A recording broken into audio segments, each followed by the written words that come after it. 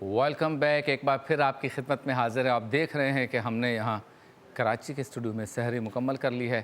اور کراچی والے اپنے گھروں پر بیٹھ کے اس پروگرام کو بھی دیکھ رہے ہیں، ساتھ ساتھ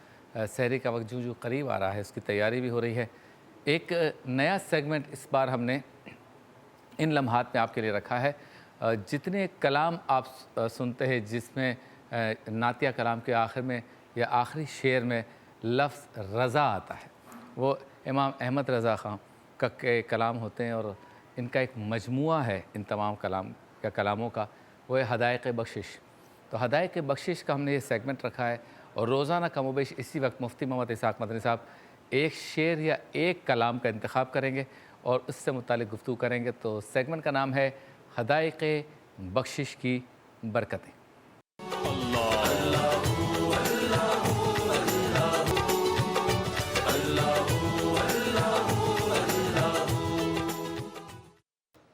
بسم اللہ الرحمن الرحیم۔ بہت شکریہ۔ آج چونکہ پہلی سحری ہے لہذا بہت مناسب ہے کہ حدائق بخشش کے حوالے سے کچھ ابتدائی گفتگو ہو جائے اور پھر جو نعت ہم نے آج منتخب کی ہے اس نعت کے حوالے سے انشاءاللہ گفتگو کریں گے۔ حدائق بخشش یہ اعلیٰ حضرت مولانا احمد رضا خان فاضل بریلوی رحمۃ اللہ تعالیٰ علیہ کے ان اشعار یا ان نعتوں کا مجموعہ ہے کہ جو آپ نے لکھی ہیں، اور بہت مشہور نعتیں ہیں جن میں بہت مشہور نعت جو ہر بچے کی زبان پر ہوتی ہے، سب سے اعلیٰ و اعلیٰ ہمارا نبی، اسی طریقے سے چمک تجھ سے پاتے ہیں سب پانے والے، ان کی مہک نے دل کے غنچے کھلا دیے ہیں، صبح طیبہ میں ہوئی بٹتا ہے باڑا نور کا۔ اسی طرح سے مختلف اشعار ہیں، مختلف کلام ہیں کہ جس پر انشاءاللہ ہم گفتگو کریں گے۔ اور آج ہمارے یہاں ورفعنا لک ذکرک میں بھی ہمارے محترم الحاج ساجد قادری صاحب نے جو کلام پیش کیا، نعمتیں بانٹتا جس سمت وہ ذیشان گیا، یہ بھی اعلیٰ حضرت رحمۃ اللہ تعالیٰ علیہ کا کلام تھا۔ ہم نے کیوں انتخاب کیا اور کیوں ہم چاہتے ہیں کہ یہ برکتیں حدائق بخشش کی آپ تک پہنچیں؟ اس مجموعے سے ظاہر ہے کہ ہمارے پاس 29 یا 30 دن ہوں گے، تو ہم مختصر اشعار کا انتخاب کریں گے اور وہ کلام کے جو بہت مشہور ہیں ان کا معنی، مفہوم اور تشریح آپ کے سامنے رکھیں گے، اور وہ فکر و سوچ اعلیٰ حضرت کی آپ کے سامنے رکھیں گے کہ جس فکر اور سوچ کے ساتھ اعلیٰ حضرت رحمۃ اللہ تعالیٰ علیہ نے حضور کی تعریف و توصیف کی اور امت کو قرآن و حدیث کا نچوڑ نکالتے ہوئے اشعار کی صورت میں وہ کلام ہمارے سامنے پیش کیے گئے۔ انشاءاللہ ان پر ہم گفتگو کریں گے۔ ایک بات جو احتیاط کا پہلو ہے وہ میں آپ کو عرض کروں یہاں پر کہ حمد لکھنا بڑا آسان ہے کہ اللہ تعالیٰ کی جتنی تعریف کی جائے اور جس سطح تک چلا جائے کوئی مسئلہ نہیں ہوتا، لیکن نعت میں بہرحال یہ مسئلہ ہوتا ہے کہ اگر بلندی کی طرف جاتا ہے تو وہ شان الوہیت کی طرف چلا جاتا ہے، اور اگر پستی کی طرف جاتا ہے خدا نخواستہ تو پھر توہین کی طرف چلا جاتا ہے۔ تو یہ نعت جو ہے یہ دو دھاری تلوار کی مثل ہے، اور خود اعلیٰ حضرت رحمۃ اللہ تعالیٰ علیہ نے ملفوظات شریف میں اس بات کو بیان فرمایا کہ یہ مشکل کام ہے کہ جسے لوگوں نے آسان سمجھ لیا ہے کہ ایک یہ دو دھاری تلوار ہے کہ اگر بڑھتا ہے تو الوہیت کو پہنچ جاتا ہے اور کمی کرتا ہے تو تنقیص کی طرف چلا جاتا ہے۔ اب ان کی احتیاط دیکھیے، میں یہاں پر عرض کروں آپ کو کہ ایک شاعر نے آپ کے سامنے ایک کلام پڑھا جس میں لکھا تھا کہ شان یوسف گھٹی تو اسی در سے گھٹی، آپ نے روک دیا، فرمایا کہ نہیں، میرے آقا علیہ الصلوۃ والسلام کسی نبی کی شان کو گھٹانے کے لیے نہیں آئے، بلکہ حضور تو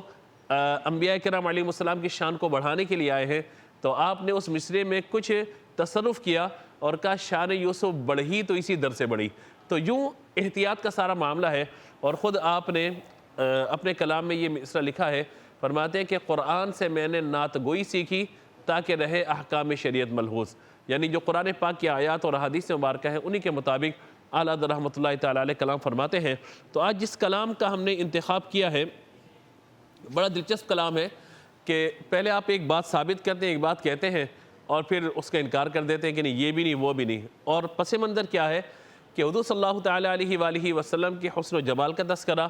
اور اس کے بعد حضور صلی اللہ تعالیٰ علیہ وآلہ وسلم کو جو شان اللہ نے عطا فرمائے اس کا تذکرہ، اور پھر فرماتے ہیں کہ میں یہ سمجھا نہیں، فرماتے پھر یہ بھی نہیں یہ بھی نہیں، یعنی اس کا جو مرکزی خیال ہے وہ یہ بھی نہیں اور یہ بھی نہیں۔ پہلا مصرع کچھ اور کہے گا، دوسرے مصرعے میں کچھ اور بات ہوگی۔ آغاز کرتے ہیں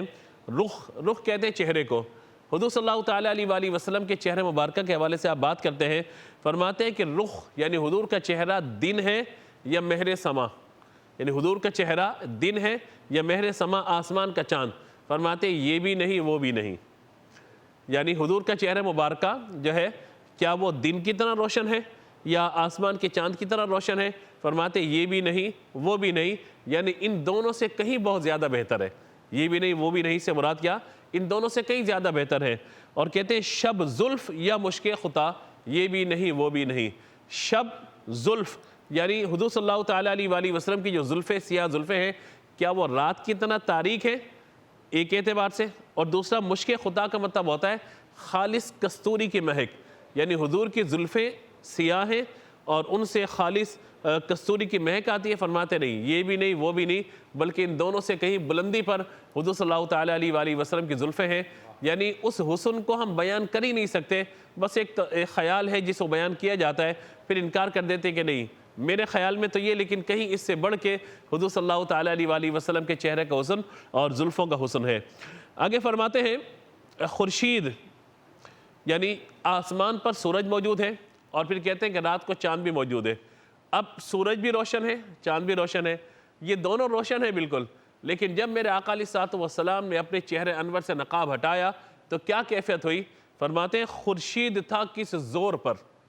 یعنی جب چاند آتا ہے تو ہر طرف روشنی آ جاتی ہے، سورج آتا ہے تو روشنی پھیل جاتی ہے۔ فرماتے ہیں کہ خورشید تھا کس زور پر، اور کیا بڑھ کے چمکا تھا قمر، بے پردہ جب وہ رخ ہوا تو یہ بھی نہیں وہ بھی نہیں، یعنی سورج بھی ختم ہو گئی، اس کی روشنی بھی، چاند کی روشنی بھی ختم ہو گئی۔ میرے آقا علیہ الصلوۃ والسلام کا چہرہ انور ایسا ہے کہ اسے سورج بھی روشنی لے رہا ہے اور چاند بھی روشنی لے رہا ہے۔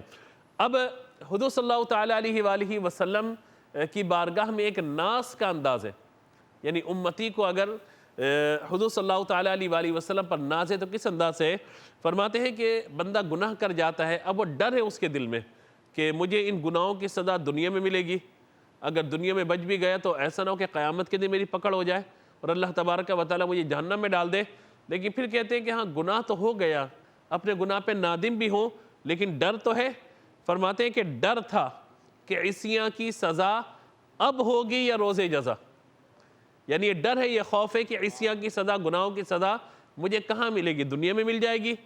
یا اگر دنیا میں اللہ تعالیٰ نے مجھے محفوظ رکھا تو کہیں ایسا نہ ہو کہ اللہ تعالیٰ قیامت پہ سزا دے دے۔ اب دل میں یہ ڈر ہے، لیکن جب حضور کی شفاعت کی طرف دیکھتے ہیں، حضور رحمت للعالمین ہیں، ان کی بارگاہ کی طرف دیکھتے ہیں تو حضور کی بارگاہ سے کیا صدا آ رہی ہے، اس تصور کے ساتھ سنیے گا۔ فرماتے ہیں کہ ڈر تھا کہ عصیاں کی سزا اب ہوگی یا روز جزا، دی ان کی رحمت نے صدا، دی ان کی رحمت نے صدا، یہ بھی نہیں وہ بھی نہیں، یعنی حضور صلی اللہ تعالیٰ علیہ وآلہ وسلم کی رحمت کے صدقے اللہ تبارک و تعالیٰ نے ہمیں دنیا میں بھی محفوظ رکھا اور اللہ تبارک و تعالیٰ ہمیں آخرت میں بھی محفوظ رکھے گا۔ مقطع اس کا بڑا پیارا ہے، فرماتے کہ ہے بلبل رنگی رضا یا طوطی نغمہ سرا، یعنی بلبل جو ہے وہ حضور کی تعریف کرے یا طوطی نغمہ سرا، رضا جو ہے یعنی وہ کس انداز سے تعریف کرے، کیا کرے؟ فرماتے ہیں کہ حق یہ ہے کہ واصف ہے تیرا یہ بھی نہیں وہ بھی نہیں، یعنی جتنے لوگ آ جائیں، سب لوگ جمع ہو جائیں، آ کر حضور کی تعریف کرتے رہیں، سب تعریف کرتے رہیں، لیکن حقیقت ہے کہ حضور صلی اللہ تعالیٰ علیہ وآلہ وسلم کی زلف مبارک تو بہت بڑی بات ہے، حضور کے پاؤں کے ناخنوں کے حسن کی بھی پوری کیفیت کو بیان نہیں کر سکتے۔ یہ اعلیٰ رحمۃ اللہ تعالیٰ علیہ کا انداز ہے۔ کل ایک اور کلام کے ساتھ انشاءاللہ ہم حاضر ہوں گے، جس میں انشاءاللہ اسی طرح کی مزید گفتگو ہوگی۔ اللہ تبارک و تعالی ہمیں عمل کی توفیق عطا فرمائے اور حضور کی محبت سے ہمارے قلوب و اذہان کو روشن و منور فرمائے۔ آمین وآخر دعوانا الحمدللہ رب العالمین۔ سبحان اللہ، مزہ آ گیا، لطف آ گیا، بہت زبردست انداز میں، خوبصورت انداز میں اور آسان لفظوں میں مفتی صاحب نے اس کلام کی تشریح فرمائی۔ چلتے ہیں بریک کی جانب، واپس لوٹیں گے تو مفتی محمد شاہد مدنی صاحب دوبارہ ہمارے ساتھ ہوں گے اور روحانی گلدستہ پیش کریں گے ایک مختصر سے وقفے کے۔